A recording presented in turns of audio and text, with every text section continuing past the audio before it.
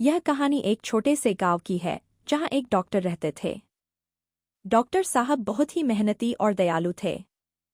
वे हमेशा गरीब और ज़रूरतमंद लोगों की मदद किया करते थे। गांव के लोग उन्हें बहुत मानते थे। एक दिन गांव में एक अजीब घटना घटी। गांव के किनारे एक पुराना खंडहर घर था जिसे लोग भूत बंगला कहते थे। गांव के लोग कहते थे कि उस घर में एक चुड़ैल रहती है। रात होते ही उस घर से अजीब अजीब आवाजें आने लगती थीं और गांव के लोग डर के मारे उस घर के पास भी नहीं जाते थे। डॉक्टर साहब को इन बातों पर यकीन नहीं था। एक दिन गांव की एक महिला अपने बीमार बच्चे को लेकर डॉक्टर साहब के पास आई। उसने कहा कि उसका बच्चा बहुत बीमार है और गांव के लोग कहते हैं कि इस बीमारी के पीछे उस चुड़ैल का हाथ है।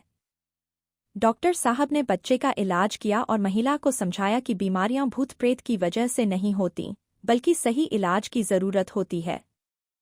उस रात डॉक्टर साहब ने सोचा कि वे उस भूत बंगला की सच्चाई जानेंगे। वे हिम्मत करके उस घर की ओर चल पड़े।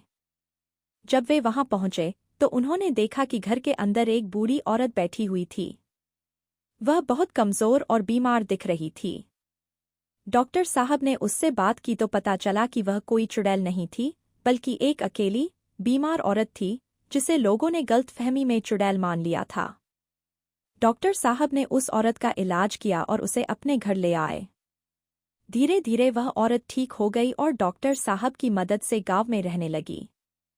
गांव के लोग अब समझ चुके थे कि भूत प्रेत जैसी कोई चीज नहीं होती, बल्कि अज्ञानता और डर के कारण ही ऐसे भ्रम पैदा होते हैं।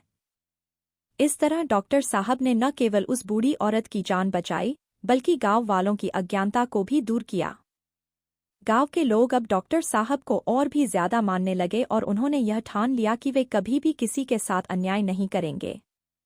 इस कहानी से हमें यह सीख मिलती है कि हमें अंधविश्वास और डर को पीछे छोड़कर सच्चाई का सामना करना चाहिए और दूसरों की मदद करने के लिए हमेशा तैयार रहना चाहिए।